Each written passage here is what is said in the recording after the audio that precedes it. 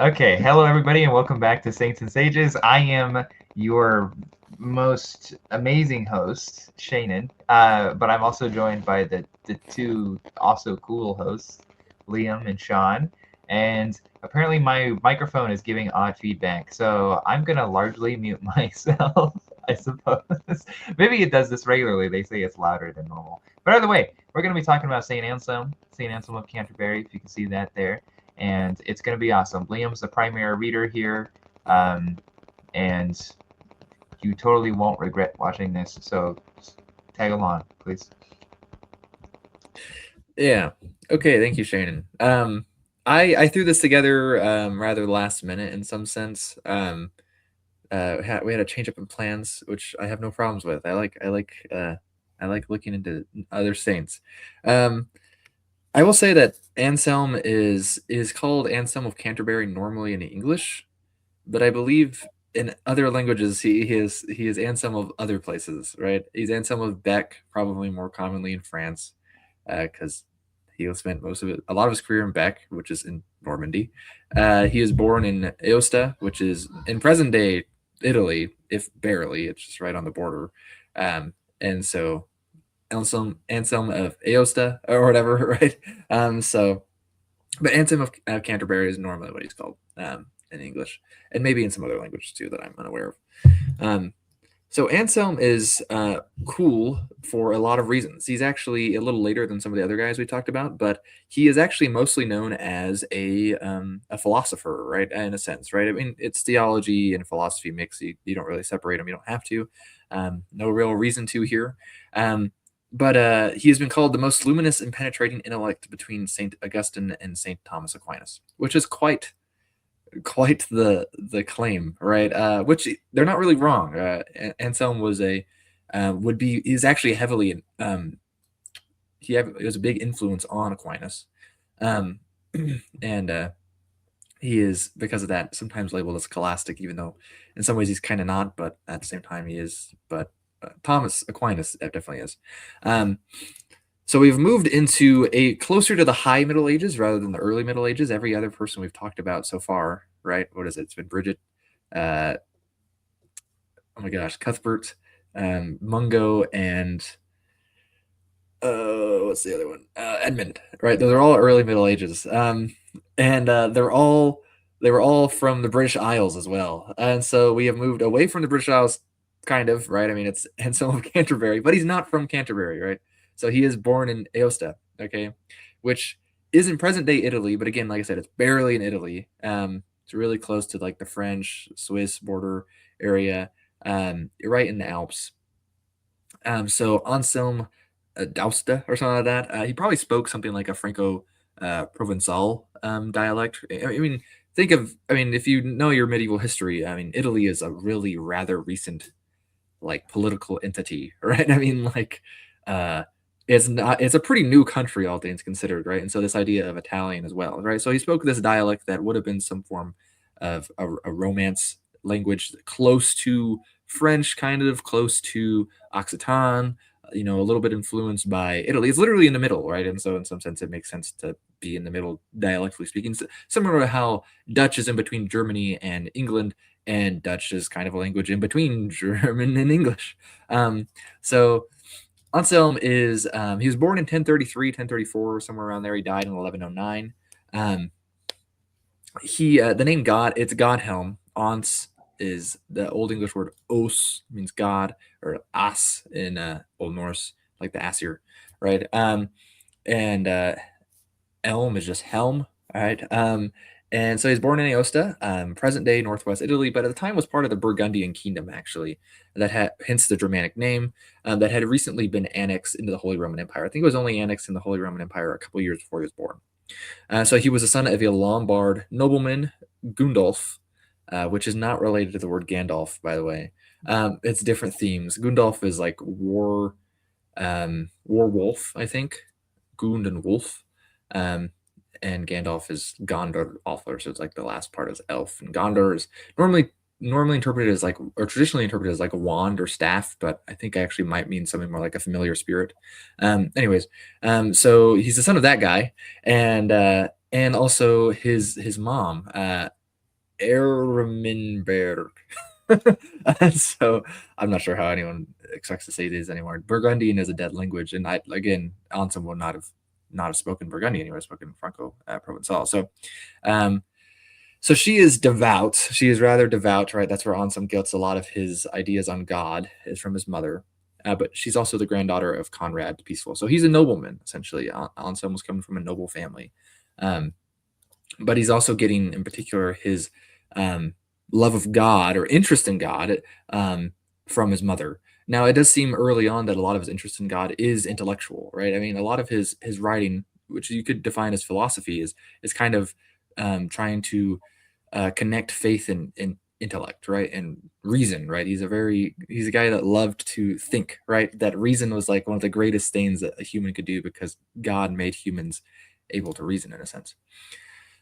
So that's him. He's just born as a baby in Aosta, of course. One thing that is recorded that he had a childhood vision living in this valley. On Becca di Nona, as a boy, Anselm listened to his mother tell of one God in heaven. He, living in a mountainous area, thought this meant that God was in the mountains, which makes sense. I mean, heaven even means stone. I think it is related to the Greek word for mountain. But um, And so he had a vision that he was to climb to the top of a mountain to God's court. He noted a woman idly reaping corn at the base of the mountain and felt angry and wanted to accuse her before God. When he encountered God, God was very pleasant and gave him the whitest of bread. The next day, Anselm thought he had been in heaven and fed with the bread of God and told others about it. So this is a childhood experience. We see these similarly, right? Cuthbert had a childhood experience, kind of calling him to a holier calling in a sense, right, before he or anyone else in a sense is aware of it. Um, and Again, whether or not this is true is sometimes hard to tell, right? But it's definitely part of the myth or the legend in the sense of Anselm. And so Anselm actually, when he was age 15, he wished to enter a monastery, right? He loves his mother. His mother dies at some point, but his father refuses, right? His father is not like a very great guy, or at least Anselm had a hard time getting along with him, and Anselm was kind of sad about this, right? So he wants to enter a monastery. Right, monasteries are places of learning. The Benedictine reform is kind of in full swing at this point, right? It sounds like a cool place to be, right? And so, but Gundulf eventually would repent of his ways and actually enter a monastery himself. But it would be some time before Anselm actually tried again to enter a monastery. Um, and that probably put him in a different place, right? Because the monastery he probably would have entered at age 15 was not Beck, almost certainly. I'm not even sure Beck existed at the time. Beck was rather new when he did enter. So at age 23, he left home, traveled to various places, and gained experiences in the world. He doesn't really talk much about them. It seems like he's probably not very proud of those experiences. But at age 27, essentially, he becomes aware of Lanfranc, befriends him. Lanfranc is the prior at Bec, right? And so essentially he's in charge of teaching the other monks, right? He's not completely in charge, he's not the abbot, right? Um, and so Anselm decides once more to enter a monastery, right? Enter the abbey as to take holy orders as a novitiate at the age of 27. Um, and so at this point, I mean, he's essentially been an adult for like a decade, right? Because he probably would have been considered an adult somewhere closer to age 15 or 16, right? Um, so, but he finally makes it. Finally makes it at age 27, to where we essentially know about him, right? So before Canterbury, because that's his name, and a lot of I would say a lot of his more in depth like political. He's known as kind of a political figure, and he's kind of got mixed reception from what I can tell. If you're a hardcore like I love the king and I'm British, you might not like Anselm that much, right? But we'll get into that a little bit, and that's mostly just his role in the oh my gosh, what's it called, guys? Someone tell me. Your controversy. Yeah, there you go. Thanks, Sean. Sean's got my back. I knew he would. So he actually he pretty much started writing out his thoughts. Again, he's just thinking, he's reasoning, he's putting his faith through an intellectual lens in a sense, right? But it is faith. That is the one thing that is very particular to note, right? So he writes his Grammarian, which is a text on Latin paradoxes, in 1060. He became prior at Bec when Lanfranc moved to an abbey at. Actually, I don't know how to say this. Sean, do you know how to say this? And at Khan? Is it Caen? Okay. I know. So Beck is in between Khan and Hua, or Ruin, or I don't actually know how to say it in English. Hua, right? But so it's like in between. It's actually closer to Hua, but so it's just up there in Normandy, right? And so that's really he's not been there that long. He's rather young, right? And he's like kind of like they really push him to become prior, and he's like, okay, fine, right? Like he doesn't feel like this is a pretty common motif, right? You see someone who's just like, I'm not qualified for this office, and they give it to him anyways, in a sense, right? And so this gives him more responsibility in a sense. So now he's in charge of teaching people, and that's where a lot of his main writings come out, right? Because he's writing these things. These are not they are published in a sense, but this is before the printing press, right? So what does published mean? It means he wrote it out. He probably wrote it out for the benefit of the people below him, of his fellow monks, right? And I mean, and people copied it, right? They copied his writings, right? So he's actually several years after this, in 1076, he's elected abbot of Bec, and so he's got even more responsibilities as abbot over being the prior. So during his tenure, he made Bec a center for learning at the height of Benedictine influence. Right. Again, these monasteries at this point, this is before the university system, and so these are essentially the schools you have. Right, in a sense, they're not really schools, but they kind of are. Right. That's where the learning is happening. Is really mostly in this monastic system still at this point. So a lot of his works, he wrote a lot, right? He didn't write as much as, say, some other philosophers later that are probably more famous these days, but he did write some like De Fide Trinitatis, De Veritate, De Casu Diaboli, or Diaboli, the Monologian and the Proslogian. Proslogian is more of like a follow-up to Monologian, but and so it goes more in depth into one piece. But yeah, so he's kind of, and actually the thing with a lot of these works is that they're almost prayers, right? And he actually does, you can he's heavily influential on prayer. Actually, the way he prayed is often it actually kind of influenced later prayers, right? He like thinks through the stuff, but while he's praying, right? He's like talking to God, but like thinking through like reasoning, right? He's reasoning in a sense with God and with himself. So, but just to fast forward through his life a little bit, because again, this is a little bit last minute, so I haven't read any of Lanfranc, or not Lanfranc's, any of Anselm's philosophical work at all. I would really like to, and I know there is a good amount actually of Gregory Sadler on YouTube. He's a philosophy guy, and he's done several videos on Anselm of Canterbury and his works. So you go watch that. So, anyways, but Lanfranc dies in 1099. But William Rufus, who was then King of England, or William II, if you want to call him, appropriates the seized land for himself and refuses the appointment of any successor to the archbishopric. And so this is kind of where, then again, seemingly against his will, from what we can tell. I mean, some sources would say, "Oh, this guy's a scheming jerk because he, fought against the English king, right?"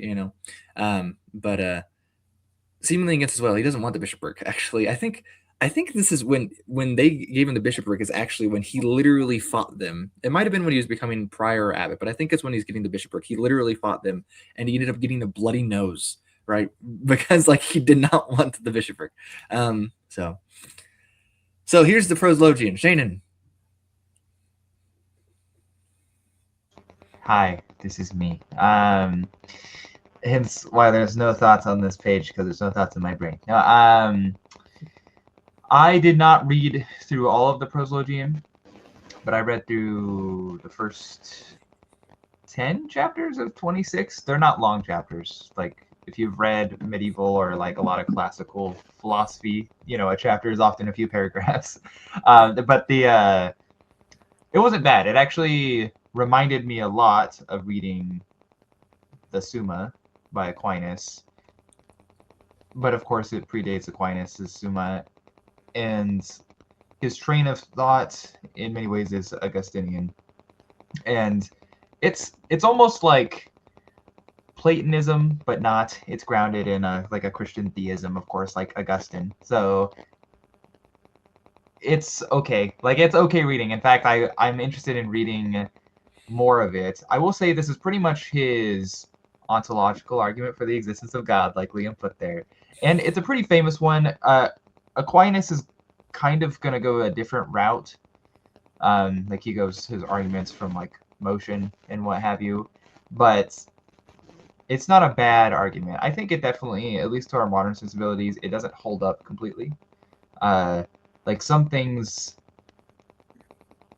are like, so chapter 8 talks about how God can both be merciful and impassible. Like, how can God be compassionate and passionless? And I am not convinced, but from reading that chapter. But at the same time, like, I can appreciate what he's doing. Like, he's trying to take these seemingly contradictory, and I would say actually contradictory things about God, and he's trying to argue for them. It almost feels a little bit like goal shifting. He often is just redefining things for the sake of his argument, so he can argue for these things. But I can understand that he saw a need to argue for them, and I can appreciate that. It almost felt like reconciling the God of the scriptures, who is obviously full of passion, versus the God of philosophy that he inherited from Augustine, which is largely Platonic and passionless. And it's something I think is very controversial and perhaps problematic for classical theists in general. But he does it. He gives it a good go. In fact, like, because his main argument is that God is the being, like, the what's the argument? Goodness, 1 second before I butcher this. God is the being that which none greater can be conceived. And I actually think that's true. I think that pretty much is a fair proposition and a fair argument. The thing is, he doesn't necessarily convince me what those characteristics that would fit that term greatest, essentially. He kind of just supposes them. And this is common, but I mean, as far as philosophical arguments go, you kind of have to argue it. His arguments would be like, he just supposes that the greatest possible being cannot change, which I understand why he thinks things like this. Of course, it cannot change, so it must be passionless. That's why he has to argue for it being without parts and impassible, because it cannot change, and it has to be the only necessary being, which is what we get into a lot with medieval theology. And like Liam said, you don't necessarily have to separate the theology from the philosophy, because they're like so heavily intertwined, at least in these guys' thoughts, that it's not worth trying to separate them, because it is mostly a philosophical argument, but it's obviously kind of a theological one too. Most people take God for granted during this time, which I think is fair. Most people don't take God for granted now, but his philosophical arguments, at least, like I said, I read a little bit more, I guess, than Sean. Have you read the Proslogian? I have not. Okay, so I've read the most here on it because it was assigned to me, but I didn't read all of it. But it seems to be a pretty quick read. I meant to read it starting earlier in the week, and I probably would have gotten through it all this week, but I only started reading it today, intermingled with other things I had to do today. But it's not bad. Generally speaking, that argument for God that like he is the greatest conceivable, like no other being can be conceived, could be better, pretty much. And they just give this like that being than which anything that is above the greatest you can perceive is actually God, right? So it's just right. It just elephants all the way down, essentially, right? Yes. Or turtles all the way down. That's what it is. Right? And then his argument beyond that is just necessarily like, so God is a being than which none greater can be conceived, and that if existence is like reality, like, or that in reality is greater than existence in the mind alone, like an imagined being who exists only in our mind isn't really a being for which none greater can be conceived, like Leo was just saying, like it keeps going back. And so a being than which none greater can be conceived must also exist in reality and not just in the mind. And so a failure to exist just in the mind would be a failure to be the being for which none greater can be conceived. So thus a being than which none greater can be conceived must exist, and we call this being God. Essentially, that's the crux of it. So I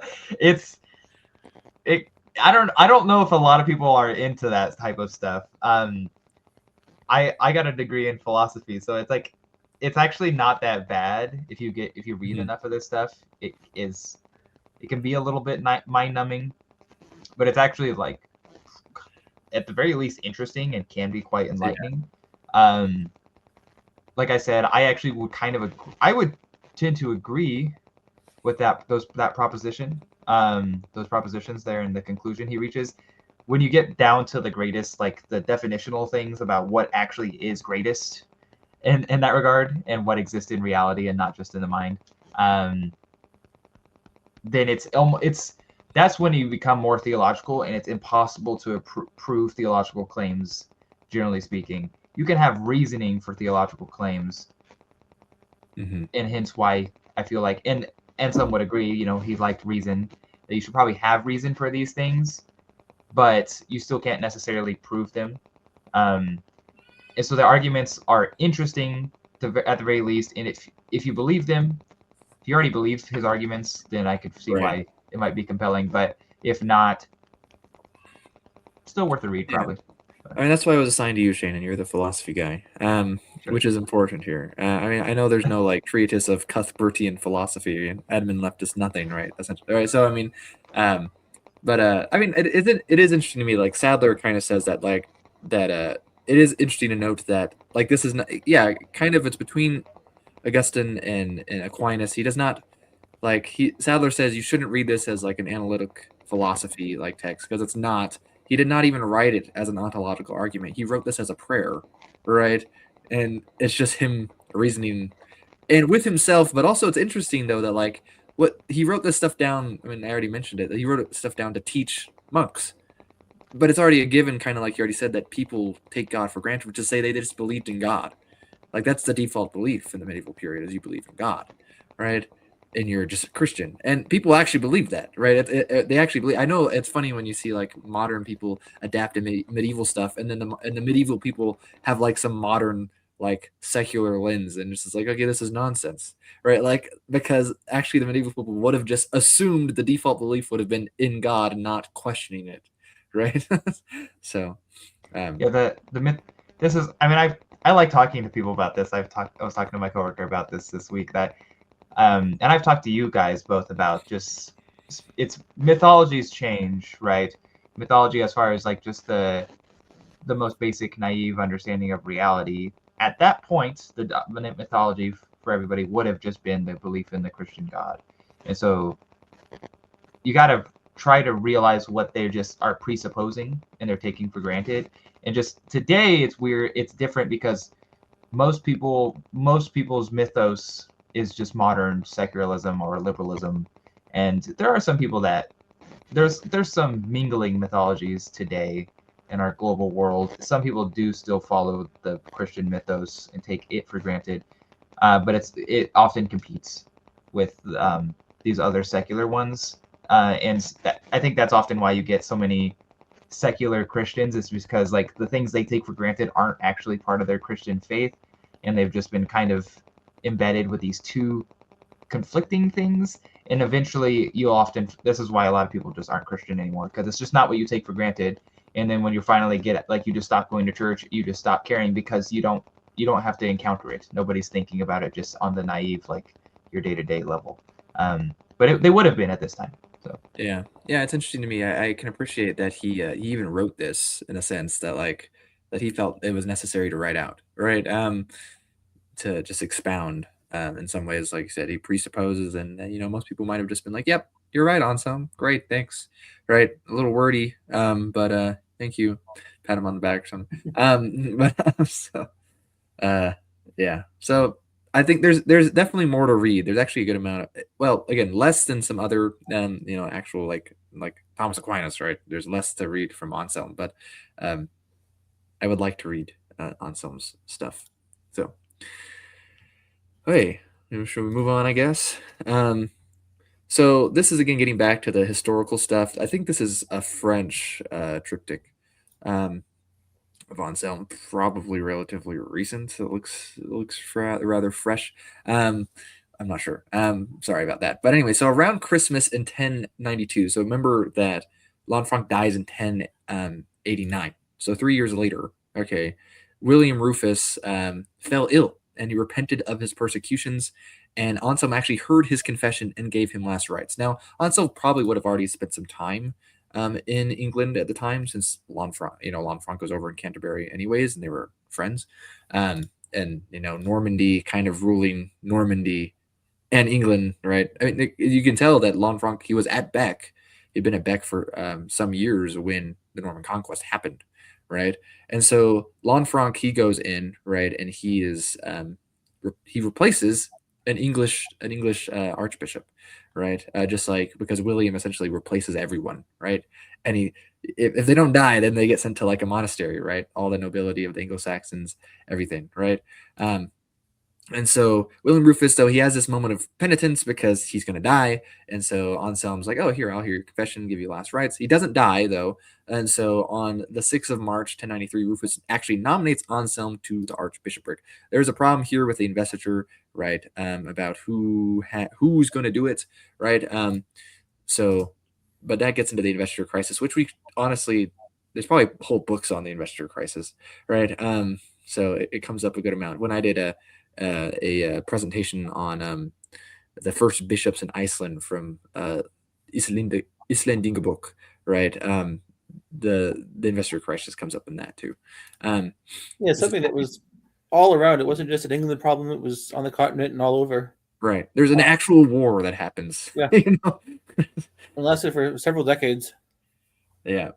It's a big deal. It didn't get as bloody in England as it did in, say, like the Holy Roman Empire. And remember, the Holy Roman Empire also at this time controlled a good chunk of what we would call Italy, right? So here's a quote. Says, God cannot be corrupted or lie or cause what is true to be false, as, for example, to cause what has been done to not have been done, or many other such things. I don't know. It's just random on some quote. So he has this period, though, when he gets into conflict. So again, 1093, he's actually nominated for the archbishopric by William Rufus. Well, William Rufus is still alive, and so he gets exiled in 1097. So Rufus returned to being an enemy of the church, essentially refusing reforms, or for Anselm to consult the papacy again because the investiture crisis. He's like, no, you're pretty much, you're my archbishop, essentially, is what Rufus is getting at. You're not the Pope's archbishop, right? You're not the church's. You're under my jurisdiction, essentially, right? And in 1097, Anselm was forced out of England. Essentially, he was exiled. Not really a choice. In April of 1098, he was in Rome. I misspelled was. But in May, he likely was with the Pope during the siege. Again, I misspelled siege. What the heck? of Capua. And in October, he defended this one is probably great for Sean. The Filioque, or actually, I don't know how to say it. Filioque? Filioque? What? Filioque. Okay, that's Filioque. Very good. Which is first inserted at 598 at the Third Council of Toledo, which I know because of Isidore and like Gothic history stuff. Anyways, but at this time has been rather popular in Western Christianity. Right? He actually tries to convert to these Greek Catholic bishops as well in the south of Italy during this time, and convert them from their misguided ways. In 1097, we're after the schism of 1054. Right. Yeah. So Eastern Western practices are really kind of split greatly. Yeah. I have not read his defense. I'd be interested to see what he says and Sean's response in Latin. Anyways, no, in Greek, the proper, not barbaric language. No. So he then returned after the death of William II, again, William Rufus, who died while hunting. How terrible. And so Henry I is actually William's brother, if I'm remembering correctly. And so Henry I quickly makes himself king. I believe it's actually their older brother who's the Duke of Normandy. Am I remembering that correctly, Sean? Do you know? I'm not sure. I think William the Conqueror split it, and so Normandy went to one son, and then England went to William Rufus.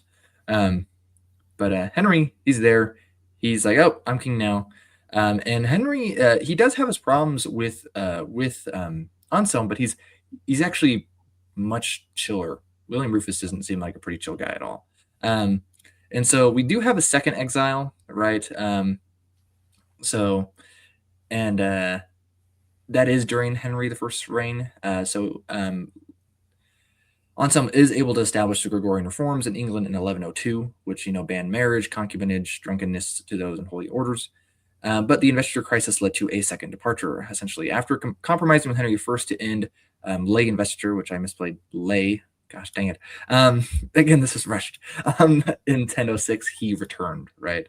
Henry comes like begging to him, essentially, and, it makes a lot of, they compromise, right? And he goes back, and that's 1006. He died in 1009, right? So he spends the last few years doing bishopric stuff. He officially ended the investiture crisis actually in England with Henry I after returning. He also persuaded Pope Paschal to send the pallium of the Archbishop of York to Canterbury, though this did not end the primacy dispute between York and Canterbury, which had been going on for a while. Is still going to be a problem. But he also he was a strong proponent of the Roman Rite against the Greek, as we kind of already mentioned. And he was also a great influence on the Marian cult, its development in England. He's actually, and again, and we already mentioned earlier that his influence on prayer in general, right? So he also embraced one thing that's interesting about him, again, because you have this idea that he's this terrible, Norman guy. Essentially, he's not Norman at all. But that he actually embraces all of God's children, right? In a sense, there is evidence for him, being fair to the Anglo-Saxons, essentially, who were second-class citizens pretty much at this point, right? But also to the Normans or whoever, right? I'll talk about that in a second. I did want to mention this real quick. Ralph Discursus, he wrote a Latin sermon that for many, many, many years was attributed to Anselm, because it is Anselmic, right? That happens with a lot of people, right? If you're famous, then people attribute things to you, even though you didn't write it, right? This is the actual author, though. And this one was actually translated in Middle English, which is why I wanted to mention here, just a little language aside real quick. But what the thing it kind of gets into is that this late Old English, early Middle English, stuff that's going on, and actually how it is continued in some sense under Anselm's rule. Like this would have been written down in Canterbury or Rochester or something, right?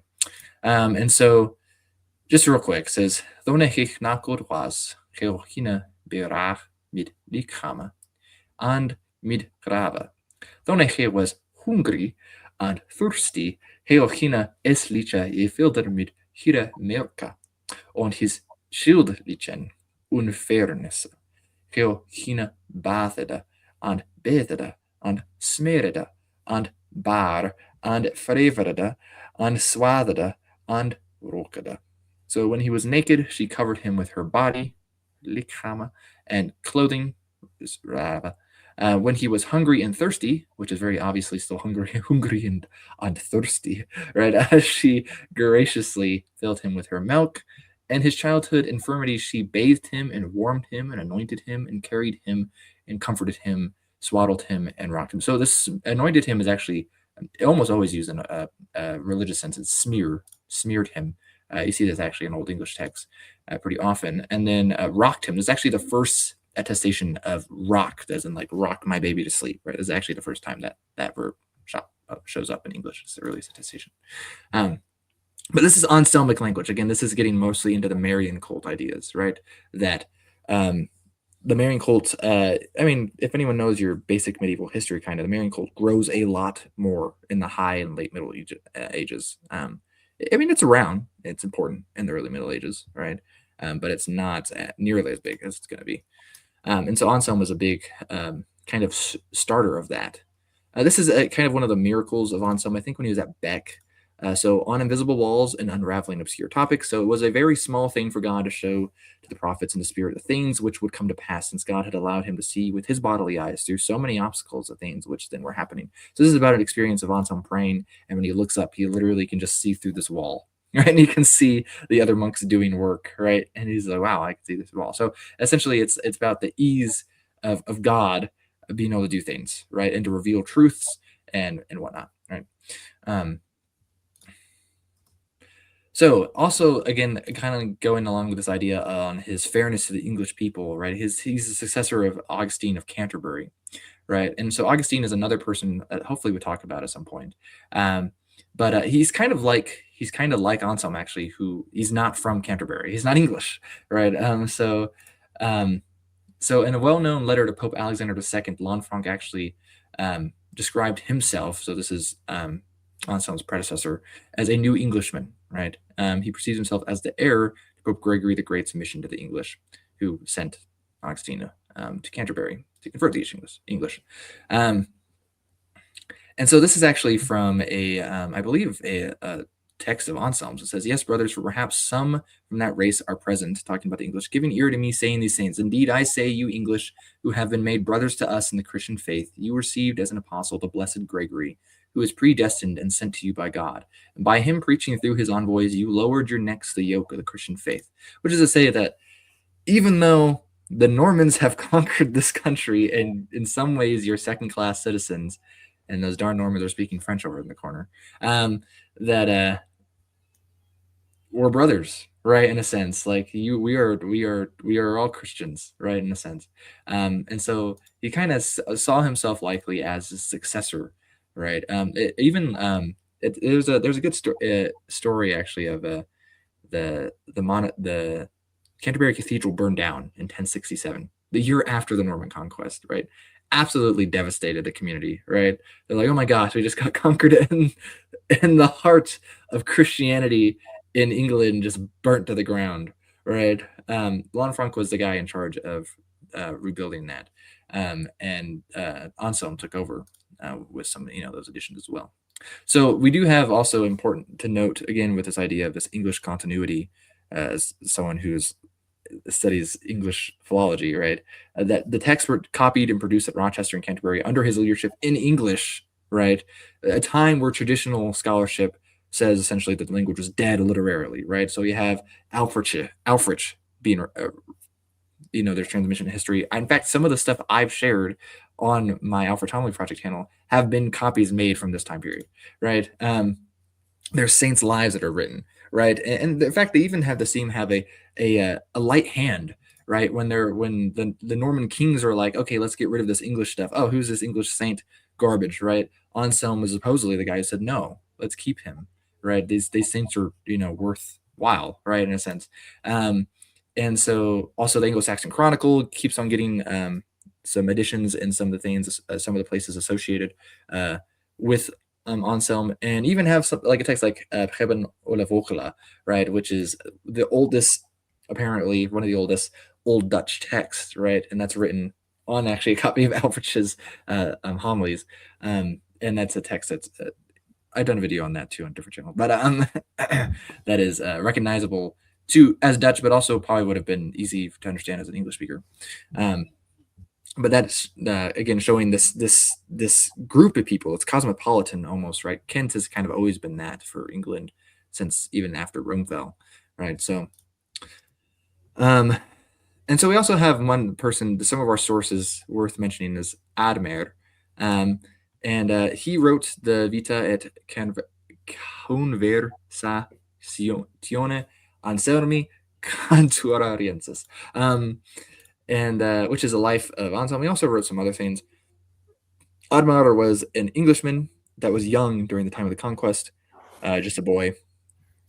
And so along with the monk Alexander's Ex Dictis Beati Anselmi and John Salisbury's history written shortly after, he was these are the key sources, right? And Admar actually was a good friend of Anselm's. And so a key source of his history is just him being friend with Anselm. We just recorded this stuff, right? So he actually remembered, Adno would have remembered actually the burning down of the Anglo-Saxon Cathedral that burned down in 1067. You would remember the traditions that changed after Stigand and under Lanfranc and Anselm, right?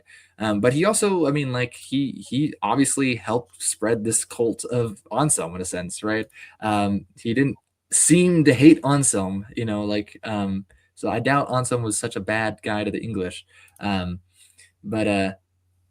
But Admal's also, again, with this Marian cult stuff, is influential on the spread of the Immaculate Conception in the west of Europe, which I misspelled. Anyways, and so, So actually, one thing to note is that the idea of the Immaculate Conception. Okay, John, what's the Immaculate Conception as most Christians would say it these days? I think a lot of Christians these days, I think it would be having to do kind of the virgin birth. Yeah, well, that's wrong. But actually, it took me forever to learn this one because of reasons. But yeah, because I'm the people Sean's talking about. Actually, so this tradition actually started in the East with those Greek churches and stuff like that. Um, and so it spread to the West again around this time. So I've talked about it in my Annunciation homily, um, looking at Elfrich's Annunciation homily, and this is what the common belief was actually at the time, that Mary had original sin taken away from her at the time of the Annunciation. Okay, that was the traditional Western belief. And but when the rises as Marian cults, you get this Eastern tradition coming in that essentially says Mary was born without sin. Right, that's the Immaculate Conception, is her conception, um, and not the virgin birth. That's another miracle. And so, right? Am I right, Sean? Mm-hmm. Okay, great. I'm right on something. Um, happy to know. So that Admar is actually a proponent of this. All right. Again, along with that Marian cult influence from Anselm coming into England at the time. Admar is a very interesting character, and his relation to like the Normans and whatnot, and that history right after the conquest is actually covered really well in chapter 5 of Conquered by Eleanor Parker, which is just focusing on each chapter. Pretty much focuses on different characters after the conquest of England. I think another one's is Saint Margaret. That book covers actually. Yeah, Saint Margaret of Scotland, who is actually of the House of Wessex. So, anyways, so that's a great book. Should go read that. And then so he is sometimes considered the father of scholasticism. He, in some ways, he's not technically a scholastic, right? But he kind of is introducing some of the thought that would be pretty typical for the scholastics. So actually, Thomas Becket, who in some sense saw himself as the heir to Anselm in some ways, actually requested the canonization of Anselm in 1163, right? So only less than 50 years, I think, after his death, or no, a little more than 50 years after his death. So it is actually uncertain whether this happened at the time. There are records actually that are lost, and so as such, a canonization may have occurred, but officially, for sure, it occurred at maybe as late as 1497, so quite a number of years later. But in 1720, he was actually named Doctor of the Church. There's not a ton of doctors of the church. I haven't looked it up. There's not a lot. Yeah, see, I think Bede is one too. Am I right on that? I don't know. Let's look it up. I'm not sure. No, just think that out of the thousands and thousands of saints that exist, only 38 in the Roman Catholic Church have been named doctors.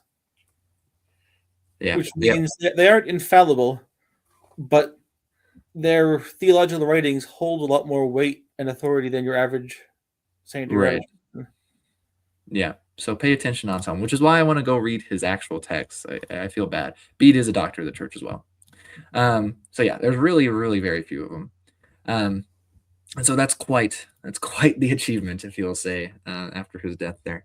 I think this is it. This is my closing thought here. Is like all time was wasted, which is not devoted either to profitable studies or necessary business. And we know Anselm was someone who took his studies very seriously on glorifying God. Again, we kind of talked about it's kind of an assumption, right? Everyone assumes that God existed at this time, probably, but he was also a busy guy, right? He was a prior, he was an abbot, he was Archbishop of Canterbury too, so not just some other place. And he did with this all those things that he did that we already talked about, touched on briefly. So, anyways, you guys have any closing thoughts on Anselm? I think you've pretty much covered everything tonight. It was a great presentation. Well, thank you, Sean. Yeah, sounds good. Good job, Liam. Thank you. It sounds like I'm wasting my time with my 9 to 5, but I already knew that. But thanks for reminding me, Anselm. Happy to help you there. But okay, well, If you have any questions, everybody, feel free to leave a comment.